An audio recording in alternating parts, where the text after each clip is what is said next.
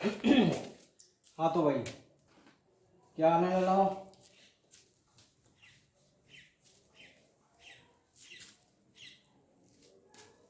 चलो अच्छे हैं। ठीक है, तो अच्छी बात है, अच्छी होनी चाहिए आप, है ना। तो कल जो हमने बात की वो अपने एंजाइम्स के गुण और उनकी क्रिया को प्रभावित करने वाले कारक के बारे में मुख्य रूप से बात की थी। ठीक है, ये आप सभी को पता है। देखिए, जैसा कि मैंने आपको बताया कि एंजाइम के जो गुण हैं उसमें आपको मुख्य रूप से 2-3 पॉइंट याद रखने हैं केवल। जैसे ये प्रोटीन प्रकृति के हैं, कॉलॉइड प्रकृति के हैं, और अम्लीय और क्षारक दोनों से ही क्रिया कर सकते हैं, और इनका आकार बृहत होता है, और एंजाइम इष्ट होते हैं। ठीक है, मतलब विशेष रासायनिक क्रियाओं को उत्प्रेरित करते हैं, ये उसकी एंजाइम इष्टता कहलाती है ना। तो आप एंजाइम के गुण आपने याद कर लिए होंगे।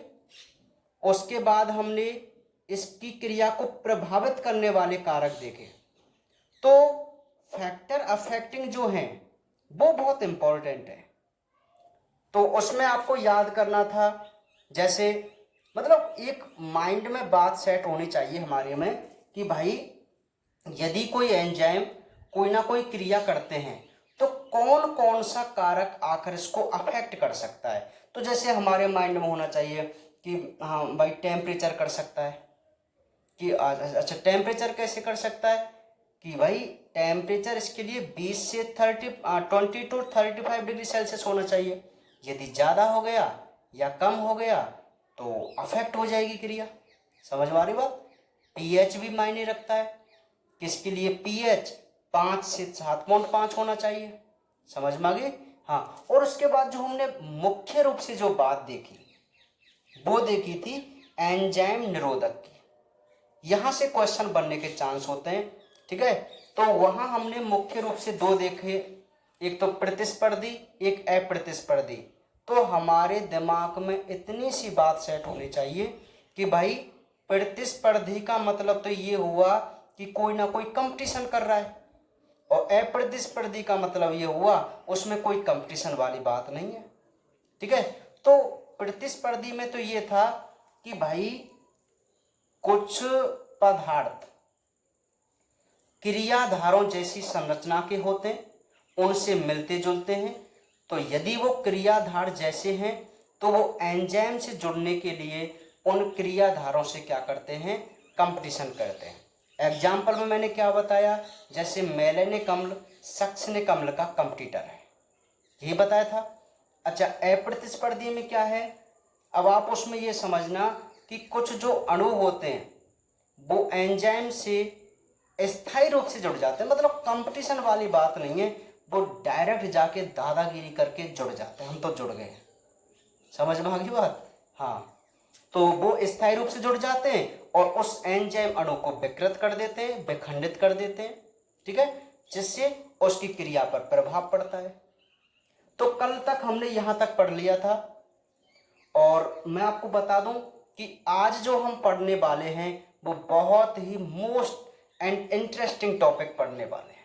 इस चैप्टर का पूरा सार जो है वो आज हम पढ़ेंगे, जो बोर्ड एग्जाम की दृष्टि से सबसे ज़्यादा इम्पोर्टेंट है, क्योंकि अब तक जो 2 बार क्वेश्चन आए हैं वो इसी पार्ट से आए हैं जो आज हम पढ़ने वाले हैं। क्लियर है। तो आज अपने दिमाग को बहुत अच्छी तरीके से आप फोकस कर देना।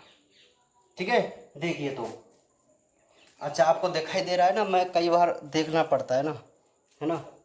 हाँ, चलिए देखिए भाई, तो सबसे पहले मैं आपको बात बता दूं कि आज जो हम अपने टॉपिक की बात करेंगे वो है एंजाइम क्रिया की क्रिया विधि, या मैं डायरेक्ट कह सकता हूं एंजाइम की क्रिया विधि। कि अब हम ये देख रहे हैं, ये बहुत मोस्ट इंपॉर्टेंट टॉपिक है और इंटरेस्टिंग भी है आपने इसको केमिस्ट्री में भी पढ़ा है, लेकिन मैं आपको बता दूं केमिस्ट्री की थ्योरी और बायोलॉजी की थ्योरी में थोड़ा यहाँ पर डिफरेंट है ना। तो मैं आपको जो आप समझा के चलूं, आप उसको केमिस्ट्री से मैच मत करना, ठीक है भाई। हाँ, देखिए हम ये समझने की कोशिश करेंगे कि आखिर एंजाइम्स जो होते हैं अपनी क्रिया किस प्रकार करते हैं, है ना। तो देखिए एंजाइम की क्रिया विधि की यदि हम बात करें, इसके दो प्रकार होते हैं, मतलब दो प्रकार से ये क्रिया कर सकती है, या हम डायरेक्ट कह सकते हैं कि एंजाइम की क्रिया विधि को दो भागों में बांटा गया है, ठीक है। पहला है एंजाइम क्रियाधार जटिल का निर्माण, ठीक है। और दूसरा है सक्रियण ऊर्जा में कमी। देखिए भाई ध्यानपूर्वक आप समझना कि यदि हमें एंजाइम की क्रिया विधि को समझना है तो उसके दो प्रकार होते हैं, या मैं कहूं कि हम दो चरणों में डिवाइड कर एंजाइम की क्रिया विधि को समझ सकते हैं। पहला जो प्रकार है या पहला जो स्टेप होता है उसमें एंजाइम क्रियाधार जटिल का निर्माण होता है, जिसको हम ESC कह के चलते हैं। अभी हम डिटेल से बात करेंगे। और दूसरा जो है वो है सक्रियण ऊर्जा में कमी, ठीक है। अब हमारे बोर्ड एग्जाम में जो क्वेश्चन आता है वो आपसे कभी ऐसे नहीं आएगा कि इसकी क्रिया विधि को समझाइए, बिल्कुल माइंड से हटा देना, ऐसा तो क्वेश्चन पूछ ही नहीं सकता। वो हमसे क्या पूछेगा, वो हमसे डायरेक्ट पूछ सकता है जैसे सक्रियण ऊर्जा में कमी क्या है इसको समझाइए, पूछ चुका है, फर्स्ट साल आ चुका है ये क्वेश्चन, समझ में आ गई बात। हाँ, और एंजाइम क्रियाधार जटिल का निर्माण कैसे होता है ये समझाइए। तो बिल्कुल अलग अलग हमारे पास टॉपिक है, तो इनसे वो हमसे क्वेश्चन करेगा, ठीक है। और एक बात मैं आपको बताऊं कि आपके माइंड में क्या बात रहेगी अब, कि भाई यदि हम एंजाइम की क्रिया विधि की बात करें तो एंजाइम की क्रिया विधि को दो चरणों में बांटा है, पूरी क्रिया विधि, अर्थात एंजाइम की जो क्रिया विधि होती है उसके दो चरण होते हैं। पहला है एंजाइम क्रियाधार जटिल का निर्माण और दूसरा है सक्रियण ऊर्जा में कमी, ठीक है। अब हम डिटेल से इनकी क्रम से बात करते हैं। तो सबसे पहला जो है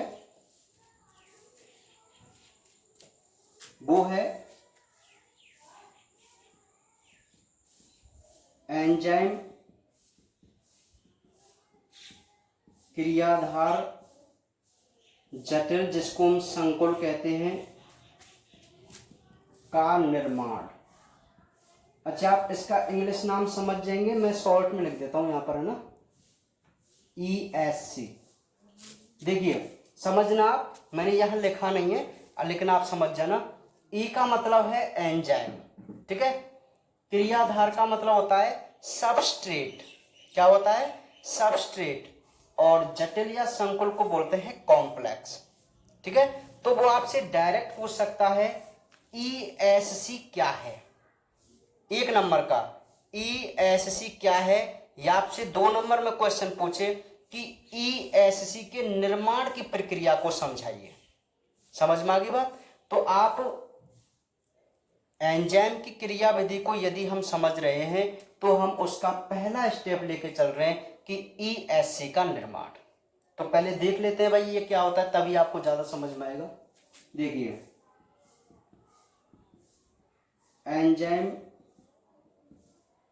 क्रियाधार से, चलिए यहां लिख देते हैं, क्रियाधार एंजाइम से जुड़कर एक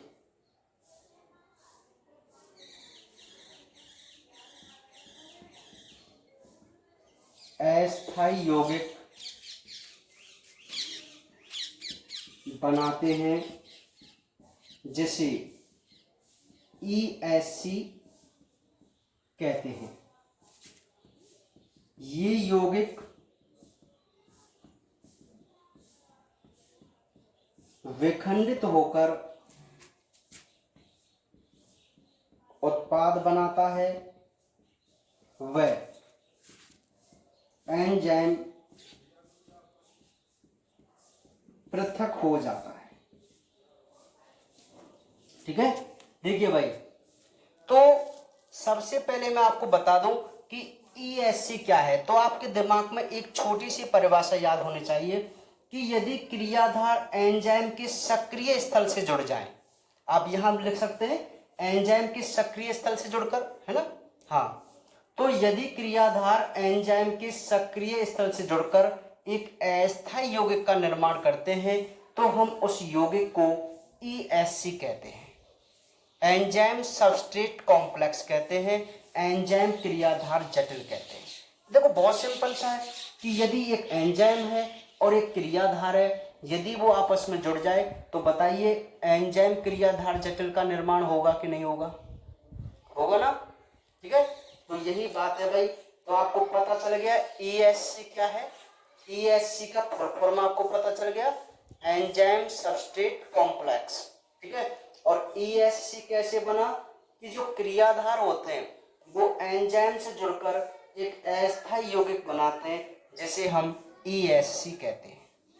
ठीक है, तो बहुत सिंपल सी ये बात है। अब ये जो ESC बना है वो विखंडित होकर एक प्रोडक्ट बनाएगा और जो एंजाइम है वो पृथक हो जाएगा। ठीक है, अब मैं आपके सामने यहां पर एक डायग्राम बना, चलो सीधा ही बनाता हूं।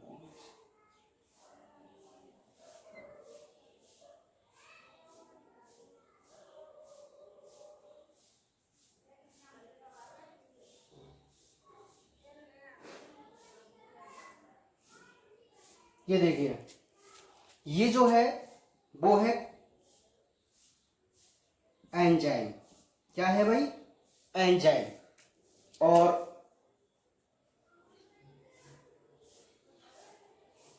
ये जो है वो है क्रियाधार।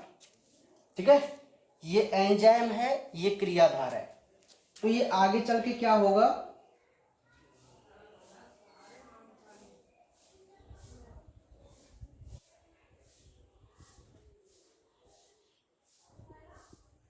ये जो इस प्रकार की संरचना थी उसमें ये जो क्रियाधार है वो बिल्कुल फिट हो जाएगा। बिल्कुल समझ रहे ना बात को, बिल्कुल इसी प्रकार फिक्स हो जाएगा जिस प्रकार की इसकी संरचना थी। ठीक है, तो ये जो बना है इसको अब हम ESC बोलेंगे। और ये आगे चल के क्या करेगा कि हमारा जो एंजाइम है वो अलग और एक उत्पाद अलग।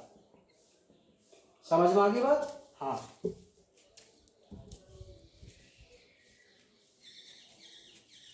ठीक है, नहीं आई बात समझ में? ये जो आपको डायग्राम दिखाई दे रहा है यह एक बहुत इंपॉर्टेंट डायग्राम है और इसी डायग्राम को आपको ताला चाबी जो सिद्धांत है उसमें भी बना के समझाना है। ठीक है, तो देखिए यहां से आप इसको समझने की कोशिश कीजिए कि आखिर ESC का फॉर्मेशन कैसे हुआ। बॉस देखो, आप या तो यूं कह दो कि एंजाइम क्रियाधार से जुड़कर अस्थायी यौगिक बनाते हैं, या आप कह सकते हैं क्रियाधार एंजाइम से जुड़कर। ठीक है, अगर आप कंफ्यूज नहीं हो, जैसे हमारी बुक में थ्योरी है तो आप डायरेक्ट लिख सकते हैं एंजाइम क्रियाधार, ऐसे भी लिख सकते हैं, कोई बड़ी दिक्कत वाली बात नहीं है ना। तो ये आपको ESC तो समझ में आ गया कि आखिर ESC क्या है, कैसे बना। देखिए ये एंजाइम है और इस एंजाइम के पास ये जो स्थान है वो क्या है, वो एक्टिव साइट है, सक्रिय स्थल है। ठीक है, और ये क्रियाधार है। तो ये जो एंजाइम है वो क्रियाधार से जुड़ गया, तो यहां जो यौगिक बना अस्थायी वो क्या है, ESC है। और ये आगे चल के क्या करेगा, एक प्रोडक्ट बनाएगा और एंजाइम अलग हो जाएगा। ठीक है, हाँ, चित्र दिखाई दे रहा है ना आपको क्लियर? चलिए ठीक है भाई। तो ये हमारी क्रियाविधि का पहला स्टेप चल रहा था, जिसमें अभी हमने एक ओवरऑल बात की है कि आखिर ईएससी कैसे बनता है। ठीक है, एक ओवरऑल बात। अब मैं ओवरऑल इसको बात क्यों कह रहा हूं, क्योंकि ईएससी निर्माण की प्रक्रिया को दो भागों में बांटा गया और वही हमारे बहुत मुख्य समझने वाली बात है। ठीक है, देखिए ये कहता है ईएससी निर्माण को दो प्रकार से समझ सकते हैं। पहला है ताला चाबी सिद्धांत। मैं सिंपल यहां लिख देता हूं, इसे एमिल फिशर ने दिया, जिसके अनुसार एक ताला उसी की विशेष चाबी से खुलता है, उसी प्रकार विशेष आकार का क्रियाधार ही एंजाइम के सक्रिय स्थल से जुड़ सकता है। ठीक है, देखिए ताला चाबी, अच्छा वो चित्र है ना, इसका डायग्राम जो आपको बनाना है वो वही डायग्राम बनाना आप जो मैंने ईएससी वाला बनाया था, आप इसको याद रखना। ठीक है, हाँ देखिए भाई, बात को ध्यानपूर्वक समझना कि हम ये समझते हैं वैज्ञानिकों ने अलग अलग प्रकार से ईएससी के निर्माण को समझाया। ठीक है, पहले उन्होंने कहा कि हम ईएससी के निर्माण को दो प्रकार से समझ सकते हैं। फर्स्ट है, एक सिद्धांत दिया गया की लॉक थ्योरी, है ना, ताला चाबी सिद्धांत। इसमें क्या है कि इस सिद्धांत को एमिल फिशर ने प्रस्तुत किया और उन्होंने ये कहा कि जिस प्रकार एक ताला उसी की चाबी से खुलता है, मतलब एक विशिष्ट बात हो गई ना, एक स्पेशलिस्ट वाली बात हो गई, तो उसी प्रकार एक विशेष आकार का क्रियाधार ही एंजाइम के सक्रिय स्थल से जुड़ सकता है। जैसे अच्छा इस बात को वो क्यों कहना चाह रहा है, जैसे अभी हमने जो डायग्राम देखा,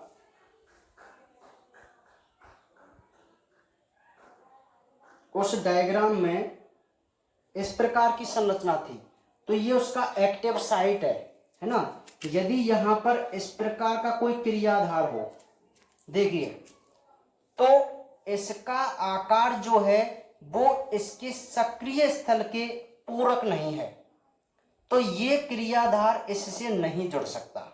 समझ में आ गई बात? तो इससे कौन सा क्रियाधार जुड़ेगा, जो इसके, अब ये विशेष आकार का हो गया। क्यों हो गया विशेष आकार का? क्योंकि इस एंजाइम के जो सक्रिय स्थल हैं, एक्टिव साइट हैं, वो इस क्रियाधार के आकार जैसे हैं। ठीक है, तो इसी को एमिल फिशर ने नाम दिया ताला चाबी सिद्धांत। समझ में आ गई बात? नहीं आई? बहुत ही सिंपल सी बात है भाई, कीलॉक थ्योरी की, तो है ना, कर लेंगे ना आप आराम से, कोई दिक्कत वाली बात नहीं है ना। आप डायग्राम भी बना लेंगे और इसको समझ भी गए होंगे, क्योंकि ज्यादा टिपिकल नहीं है, बिल्कुल बहुत ईजी है, हम इसको बहुत टाइम से पढ़ते हुए आए। ताला चाबी सिद्धांत बहुत सिंपल है, जिस प्रकार एक ताला उसी की चाबी से खुलता है, उसी प्रकार एक विशेष आकार का क्रियाधार एक विशेष एंजाइम के सक्रिय स्थल से जुड़ सकता है। ठीक है, ठीक है। नेक्स्ट सेकंड जो है वो भी बहुत इंपॉर्टेंट है, जिसको हम कहते हैं प्रेरित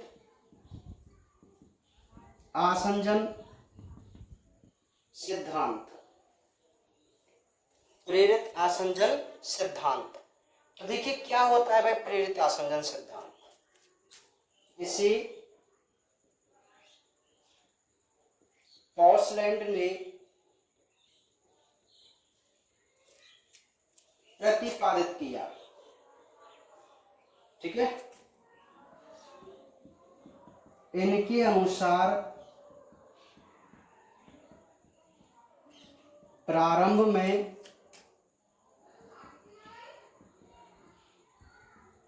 एंजाइम के सक्रिय स्थल क्रियाधार के पूरक नहीं होते, लेकिन जैसे ही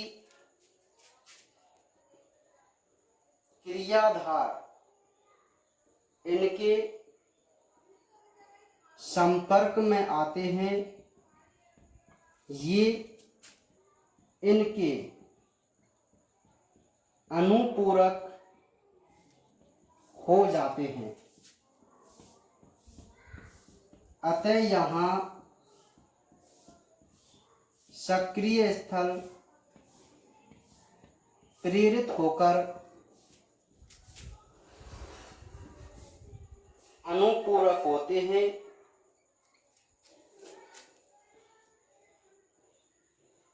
इसलिए इसे प्रेरित आसंजन सिद्धांत कहते हैं। ठीक है, तो इस थ्योरी का आप स्क्रीनशॉट लीजिए। ठीक है, तो थ्योरी आपने लिख ली। अब हम इसकी डायग्राम मैं आपको बना देता हूं, फिर आप इसको समझने की कोशिश करेंगे। तो इसका डायग्राम कोई खास ज्यादा नहीं है,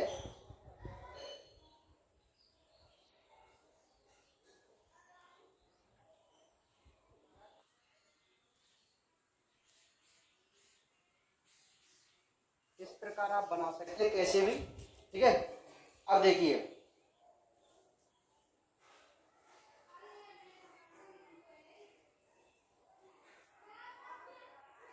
दिखाई दे रहा है कि यहाँ तक? मैंने थोड़ा नीचे बना दिया, चलो थोड़ा सेट कर दूं। सही है ना, समझ जाएंगे।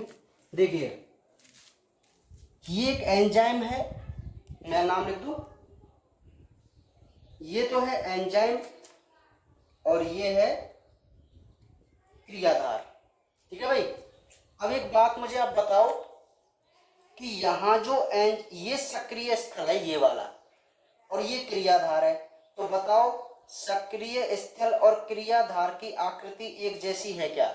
एक दूसरे के पूरक है क्या? ये नहीं है ना, समझ में आ गई बात। तो आगे चल के क्या हुआ, अब मैं एक रफली डायग्राम बना दूंगा ना, थोड़ा अटपटा सा चित्र है, आप जान लेना, टेढ़ा मेढ़ा सा, ऐसे कैसे ही बना सकते हैं आप।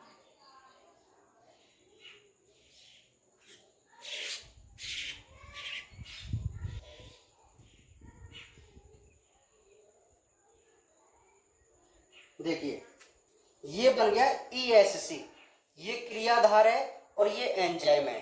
ठीक है, तो यहां देखना कि ये जो क्रियाधार था और ये सक्रिय स्थल है, उनकी संरचना में बहुत डिफरेंट था। ठीक है, लेकिन जैसे ये क्रियाधार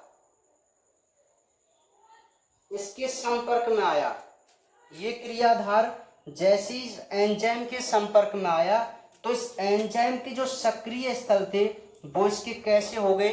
पूरक हो गए। कैसे हो गए? पूरक हो गए। तो ये बात आप मुझे बताओ, यहां पर अब हम ये उत्पाद बन गया और ये जो हमारा एंजाइम्स है,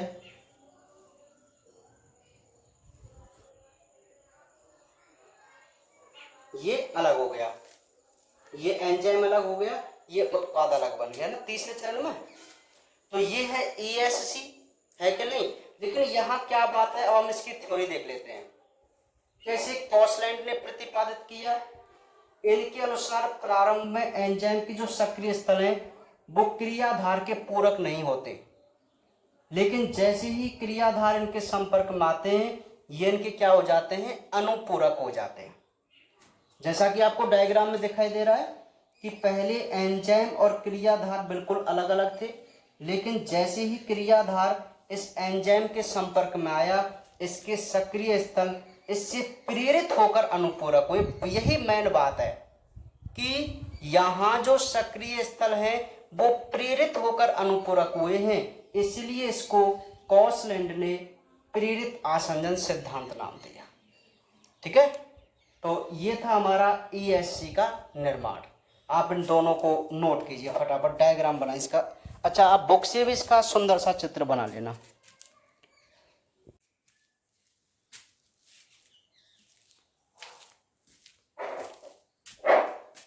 हाँ भाई, ठीक है, तो ये था हमारा प्रेरित आसंजन सिद्धांत।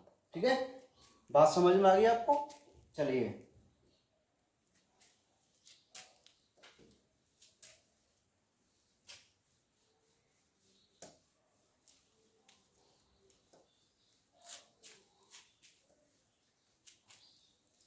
तो ये तो हमारा पहला स्टेप हुआ जिसको हम कहते हैं ईएससी का निर्माण। तो ईएससी का जो निर्माण है, ईएससी का जो निर्माण है वो हमने दो चरणों में देखा। एक तो था ताला चाबी सिद्धांत और एक था प्रेरित आसंजन सिद्धांत। ठीक है, तो दोनों ही थ्योरी से हमने ये समझ लिया कि आखिर किस प्रकार ईएससी का निर्माण होता है। ठीक है, अब जो सेकंड स्टेप है इसकी क्रियाविधि का, वो है सक्रियण ऊर्जा में कमी। ठीक है, तो सबसे पहले तो हमें यही पता होना चाहिए कि आखिर सक्रियण ऊर्जा क्या होती है। तो मैं इसकी पहले थ्योरी लिख देता हूं। किसी भी अभिक्रिया को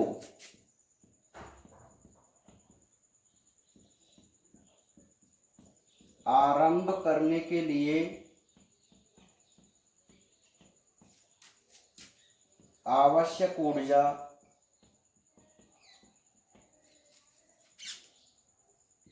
सक्रियण ऊर्जा कहलाती है। नेक्स्ट पॉइंट,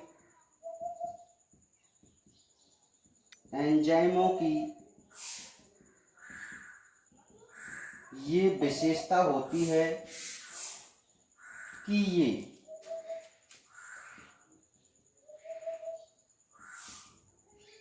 क्रियाधारों की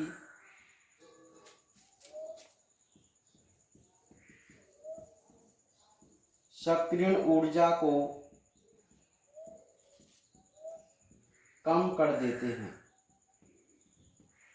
अतः एंजाइम की उपस्थिति में क्रियाधार कम सक्रियण ऊर्जा पर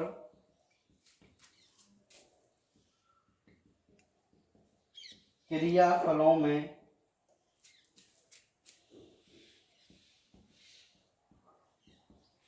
बदल जाते हैं। ठीक है, दिखाई दे रहा है आपको? तो ये जो बात है भाई, वो हमारा सेकंड स्टेप है जिसको हम सक्रियण ऊर्जा में कमी कह के चल रहे हैं। ठीक है, तो आखिर हमें ये पता होना चाहिए कि सक्रियण ऊर्जा क्या होती है। तो एक बहुत सिंपल सी बात है कि कोई भी रासायनिक अभिक्रिया हो, उसको होने के लिए कुछ ऊर्जा की आवश्यकता होती है ना। तो एक सिंपल सी बात अपने माइंड में याद रखो कि किसी भी रासायनिक क्रिया को संपन्न करने के लिए जिस ऊर्जा की आवश्यकता पड़ती है उसी ऊर्जा को हम सक्रियण ऊर्जा कहते हैं। ठीक है, तो बहुत सिंपल सी बात है भाई, सक्रियण ऊर्जा के बारे में आपको डेफिनेशन पता चल गया होगा। अब एक बात मुझे बताना, देखो एंजाइम क्या है? एंजाइम एक प्रकार के बायोकैटलिस्ट हैं, जैव उत्प्रेरक हैं, है ना। यदि कोई रासायनिक क्रिया हो रही है और यदि हम उसमें एंजाइम मिला दें, एंजाइम, तो आप मुझे बताइए सक्रियण ऊर्जा पर क्या इफेक्ट पड़ेगा? अरे भाई सिंपल सी बात है कि यदि कोई एंजाइम नहीं होगा तो उस अभिक्रिया को संपन्न करने के लिए बहुत ज्यादा ऊर्जा की आवश्यकता होगी, होगी कि नहीं होगी? लेकिन यदि उस क्रिया को कोई एंजाइम करे तो भाई एंजाइम तो खुद उस अभिक्रिया को वेग को बढ़ा देते हैं, है ना? तो उसके लिए जो सक्रियण ऊर्जा है वो कम चाहिए कि नहीं चाहिए? कम चाहिए ना। तो बस वही इसकी पूरी थ्योरी है, एक कंसेप्ट पर ही इसकी पूरी थ्योरी टिकी हुई है। सबसे पहले अपने ये समझो कि सक्रियण ऊर्जा क्या है। तो हमने ये जाना कि भाई किसी भी रासायनिक अभिक्रिया को संपन्न होने के लिए जो आवश्यक ऊर्जा होती है उसी को हम सक्रियण ऊर्जा कहते हैं, है ना? अब हमें ये याद रखना है कि भाई यदि, अच्छा अब हम देखते हैं कि आखिर एंजाइम इसको किस प्रकार इफेक्ट करते हैं। तो एक सिंपल सी बात है, यदि एंजाइम उपस्थित हो तो उनकी सक्रियण ऊर्जा कम हो जाती है, और यदि एंजाइम नहीं होंगे तो उस अभिक्रिया को संपन्न होने के लिए अधिक सक्रियण ऊर्जा की आवश्यकता होगी। ठीक है, तो वही इसकी थ्योरी है। तो डेफिनेशन तुम समझ गए। अब नेक्स्ट पॉइंट ये कहता है कि एंजाइमों की ये विशेषता होती है कि ये क्रियाधारों की सक्रियण ऊर्जा को, कौन सी ऊर्जा को? सक्रियण ऊर्जा को कम कर देते हैं। बताओ करते नहीं करते, है ना? और यदि ये सक्रियण ऊर्जा को कम कर देंगे तो क्या होगा कि जो एंजाइम की उपस्थिति में जो क्रियाधार हैं वो कम सक्रियण ऊर्जा पर ही किस में बदल जाएंगे? उत्पादों में, यानी कि क्रियाफलों में बदल जाएंगे। ठीक है, तो ये हमारा पूरा एंजाइम की क्रिया विधि है, और बोर्ड एग्जाम में ये वाला क्वेश्चन पूछ लिया गया है, सक्रियण ऊर्जा में कमी वाला। ठीक है, तो आपको समझ में आ गई, कोई दिक्कत वाली बात नहीं है। इसका एक आरेख है और वो हम आरेख भी बना लेते हैं, आरेख द्वारा ही इसको पूछा गया था। बुक में बहुत ही सिंपल सा एक आरेख दिया गया है, और उस आरेख में जैसे मैं आपको बता दूं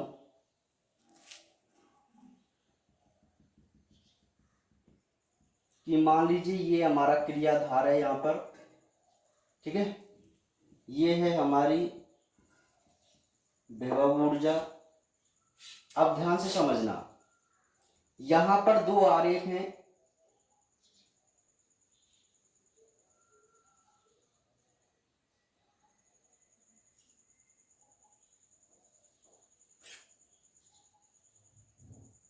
ठीक है। देखिए ये जो अभिक्रिया हो रही है उसके लिए बहुत कम सक्रियण ऊर्जा की आवश्यकता है ना, ये वाली, क्योंकि बहुत कम ऊर्जा पर ही संपन्न हो रही है, प्रोडक्ट में बदल रही है। मैं यहां लिख सकता हूं क्रियाफल। तो ये कैसी है? हम इसको कह सकते हैं एंजाइम युक्त। बताओ ये जो नीचे वाला आरेख है इसमें क्या हो रहा है कि यह क्रियाधार बहुत कम ऊर्जा से ही किस्म बदल रहा है, क्रियाफल में।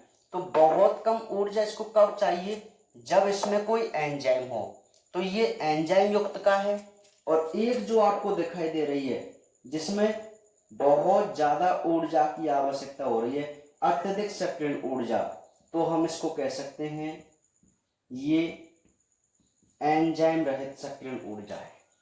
समझ में आ गई बात? तो आपकी बुक में जो ये डायग्राम दिया गया है उस डायग्राम का बहुत ही सिंपल सा मतलब है कि जो दो लाइन है, एक लाइन छोटी है नीचे की तरफ है, तो इतना समझना कि यह अभिक्रिया एंजाइम की उपस्थिति में हो रही है, और यदि ये एंजाइम की उपस्थिति में है तो इसको सक्रियण ऊर्जा की आवश्यकता कम होती है, और जो एंजाइम रहित है उसको अत्यधिक सक्रियण ऊर्जा की आवश्यकता होती है।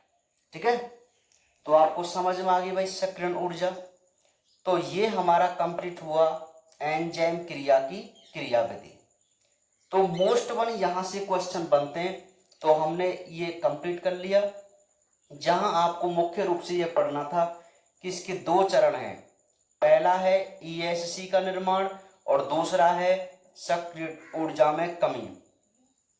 तो ईएससी के निर्माण में पहले तो आप ईएससी की डेफिनेशन देखना क्या होती है, फिर आप देखेंगे उसमें दो सिद्धांत, ताला चाबी और प्रेरित आसंजन, वो भी आपने देख लिए। और उसके बाद हमने बात की है सक्रियण ऊर्जा में कमी के बारे में, और उसका ये आरेख है। ठीक है, तो यहां तक आपको कोई दिक्कत नहीं होनी चाहिए। आरेख आप बुक से बहुत अच्छा बना लेना, पूरे नामांकित वगैरह करके, लेकिन समझ तो गए ना आप इसको कि वो जो डायग्राम है वो क्या कहना चाह रहा है। आप खुद समझदार है कि यदि एंजाइम होंगे किसी रासायनिक अभिक्रिया में तो उसको बिल्कुल मतलब बहुत ही कम सक्रियण ऊर्जा की आवश्यकता पड़ेगी, है ना। तो ये तो कम सक्रियण ऊर्जा है और ये अधिक सक्रियण ऊर्जा का है। ठीक है, हाँ। नेक्स्ट ये कंप्लीट हुआ, ये लास्ट ईयर बोर्ड एग्जाम में पूछा गया था। अब नेक्स्ट जो टॉपिक है जो कि इस बार पूछा गया है, एंजाइमों का नामकरण। बोर्ड एग्जाम में इस साल जो क्वेश्चन आया है चैप्टर नंबर 9 से, वो इस टॉपिक से आया है, एंजाइमों का नामकरण। क्या कह रहा है टॉपिक कि भाई जो हमारे एंजाइम्स होते हैं हम उनका नामकरण कैसे करते हैं। तो एक बहुत सिंपल सी बात करके हमें यहां समझ के चलना है कि आखिर हम किस प्रकार एंजाइमों का नोमेनक्लेचर यानी कि नामकरण करते हैं। तो देखिए, एक वैज्ञानिक थे ड्यूक्लॉक्स, के अनुसार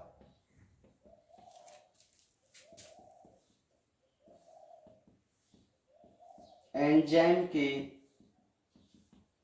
नाम के अंत में एज लगाते हैं।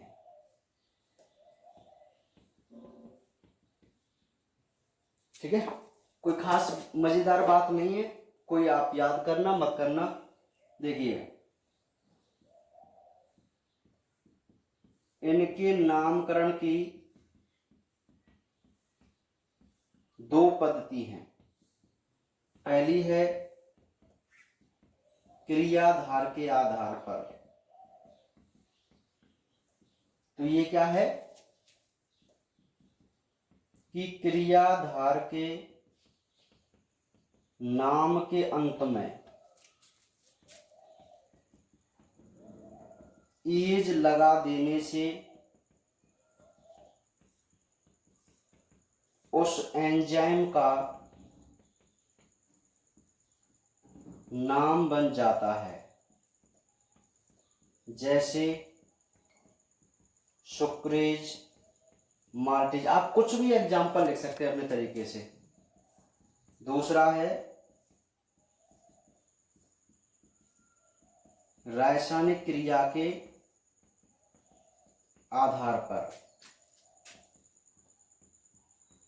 इसमें एंजाइमों का नाम उनके द्वारा उत्प्रेरित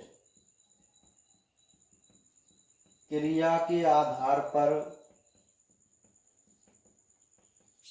किया जाता है। जैसे हाइड्रोलेज, ऑक्सीडेज आदि। देखिए भाई, एंजाइमों के नामकरण की यदि हम बात करें तो एक बहुत ही सिंपल सी इसकी थ्योरी होती है। देखो, हमें अपने माइंड में ये सेट करना है कि भाई यदि हम किसी एंजाइम का नामकरण करते हैं तो वर्तमान समय में हम दो प्रकार से एंजाइमों का नाम रखते हैं। पहला, एक तो हम क्रियाधार के आधार पर एंजाइमों का नामकरण करते हैं। जैसे कोई क्रियाधार है सुक्रोज, क्या है, सुक्रोज क्रियाधार है, मतलब जिस पर कोई भी एंजाइम काम कर सकता है ना। तो ये जो सुक्रोज क्रियाधार है, यदि हम इस नाम के अंत में एज लगा दें तो वही उसके एंजाइम का नाम बन जाता है। आप समझदार हैं, मैंने सुक्रेज माल्टेज इसीलिए लिखा है क्योंकि आप चैप्टर नंबर 22 में इनको पढ़ चुके हैं, है ना। तो देखिए, सुक्रोज क्रियाधार है उसके नाम के अंत में एज लगाइए, क्या बन जाएगा? सुक्रेज। तो जो सुक्रेज है वो एक एंजाइम है, ना कि क्रियाधार। क्रियाधार कौन सा था? सुक्रोज। तो देखो यही बोर्ड एग्जाम में पूछा था, कितना सिंपल पूछा है। तो आपको बताओ क्या दिक्कत है इसको याद करने में, है ना, कि यदि हम क्रियाधार के नाम के अंत में एज लगा देंगे तो उस एंजाइम का नाम बन जाता है, जैसे सुक्रेज माल्टेज। ठीक है। उसी प्रकार है रासायनिक क्रिया के आधार पर। तो एक बहुत सिंपल सी दूसरी बात ये होती है कि भाई एंजाइम जिस प्रकार की क्रियाओं को उत्प्रेरित करते हैं, एंजाइम जिस प्रकार की क्रियाओं को उत्प्रेरित करते हैं उस आधार पर उनका नामकरण हो जाता है। जैसे कोई भी एंजाइम जो जल अपघटन की क्रिया को करे, जल को तोड़े,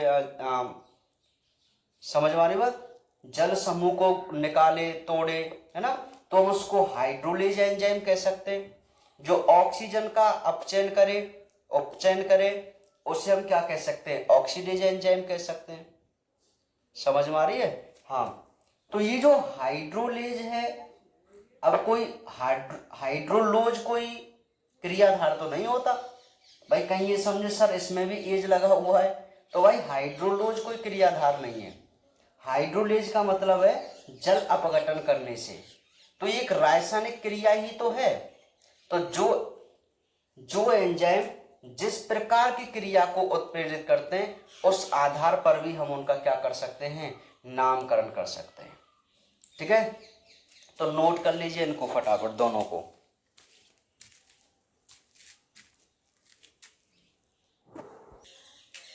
देखिए भाई, तो एंजाइमों के नामकरण के बाद अब जो हमारा टॉपिक है वो लास्ट टॉपिक है इस चैप्टर का, और वो भी बहुत इंपॉर्टेंट है। ठीक है। फर्स्ट साल इस यहां से एक क्वेश्चन पूछा गया था, पहली साल।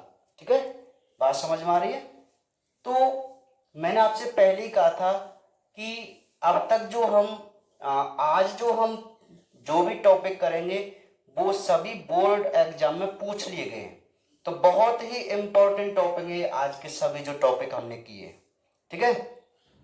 इस टॉपिक में हमने सबसे पहले एंजाइम की क्रिया को देखा, उसके बाद हमने एंजाइमों का नामकरण देखा, और अब लास्ट में हम ये पढ़ रहे हैं एंजाइमों का वर्गीकरण। ठीक है। तो एक international union of biochemistry, international union of biochemistry IUB, अंतरराष्ट्रीय जीव रसायन संघ। ठीक है। तो इन्होंने क्या किया? इन्होंने एंजाइमों के वर्गीकरण की सिफारिश की। ठीक है। और एक एंजाइम संगठन ने सभी एंजाइमों को 6 वर्गों में डिवाइड किया।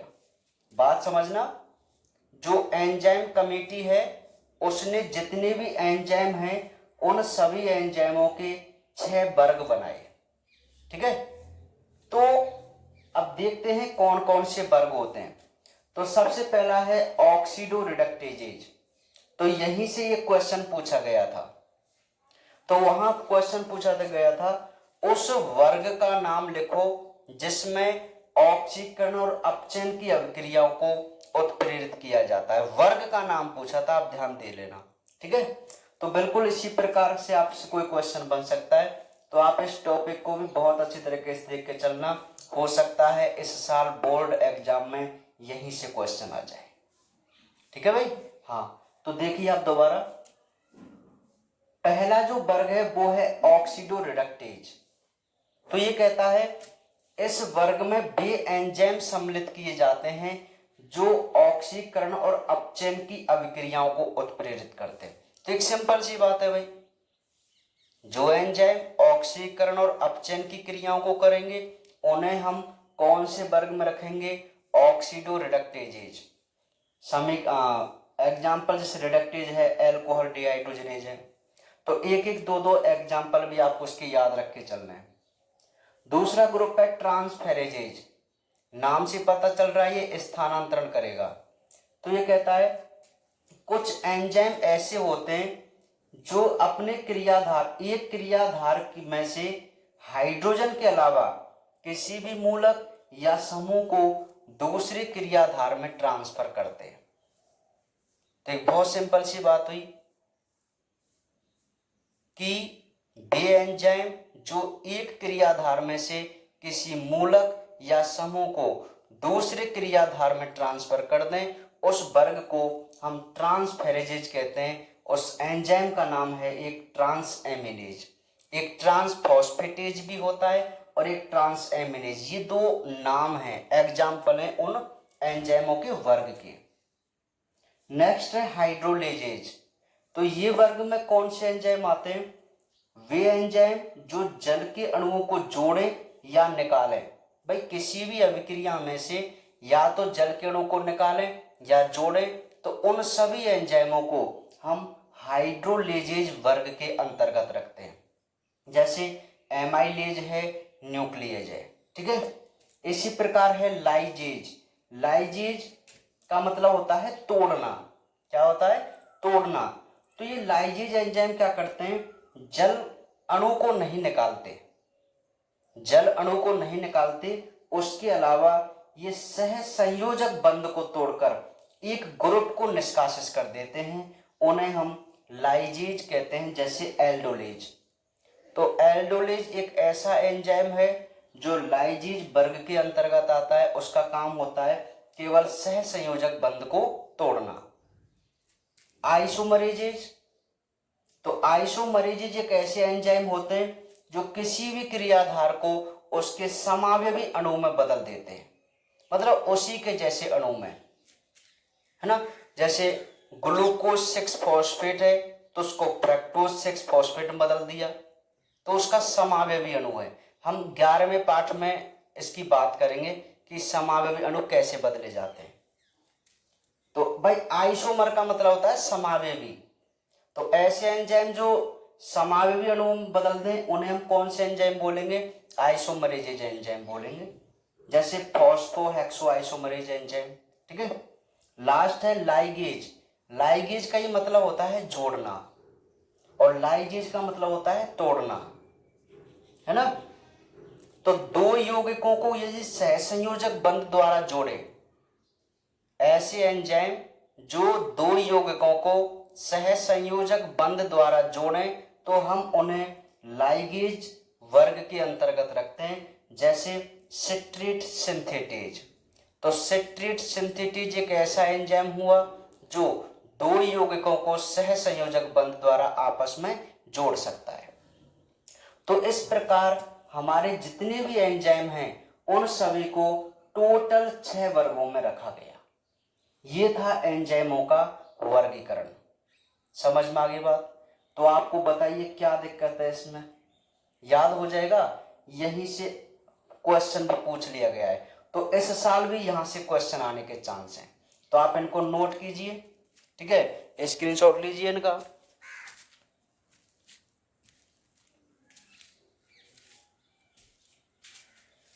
समझ में आ गई बात? तो याद रह जाएंगे आपको। बहुत ही सिंपल सी बात है कि एंजाइमों को 6 वर्गों में बांटा गया। आप वर्गों के नाम याद रखना, नाम से ही उनकी जो थ्योरी है वो समझ में आ जाती है। जैसे ऑक्सीडोरिडक्टेज मतलब ऑक्सीकरण अपचयन, ट्रांसफेरेजेज मतलब किसी समूह का स्थानांतरण, हाइड्रोलेजेज मतलब जल के अणु को जोड़ना या तोड़ना, लाइजेज मतलब समूह को तोड़ना, आइसोमरेज समावयवी अणु में बदलना, लाइगेज जोड़ना सहसंयोजक बंध द्वारा। बस नाम से ही इनकी थ्योरी है। बस एक एक एंजाइम के आप नाम जरूर याद रख लेना, ठीक है। जैसे आपसे पूछ ले वो एक आइसोमरेज एंजाइम का नाम बताओ, तो आप आइसोमरेज एंजाइम का नाम लिखना, ठीक है। तो इस प्रकार ये जो हमारा चैप्टर है वो भाई पूरा कंप्लीट है। चैप्टर नंबर 9 जो कि बोर्ड एग्जाम में सबसे ज्यादा अपनी महत्वता रखता है, ठीक है भाई। इस यूनिट में जो चैप्टर नंबर 9 है वो भी अपनी बहुत ही महत्वता रखता है। तो आपको चैप्टर 9 में कोई दिक्कत नहीं होनी चाहिए, ठीक है। यहाँ हमने आज पूरे इंपॉर्टेंट टॉपिक इसके किए, जिसमें हमने एंजाइमों की क्रियाविधि देखी सबसे पहले, जिसमें ताला चाबी सिद्धांत, प्रेरित आसंजन सिद्धांत और सक्रियण ऊर्जा में कमी। उसके बाद हमने देखा कि आखिर एंजाइमों का नामकरण कैसे किया जाता है, और लास्ट में हमने देखा एंजाइमों का वर्गीकरण। तो आज जो हमने 3 टॉपिक मुख्य पढ़े हैं, वह टॉपिक बोर्ड एग्जाम में आने में सबसे अव्वल रहते हैं, मतलब इनके बहुत ज्यादा चांस होते हैं, और इस साल बोर्ड एग्जाम में भी यहीं से कोई ना कोई क्वेश्चन बनेगा। तो आज का लेक्चर आपके लिए बहुत इंपॉर्टेंट है, समझ में आ गई बात? तो बहुत अच्छी तरीके से इसको पढ़ना। यदि किसी बच्चे को कोई भी टॉपिक समझ में नहीं आया है तो वो मेरे से पूछ सकता है, ठीक है भाई?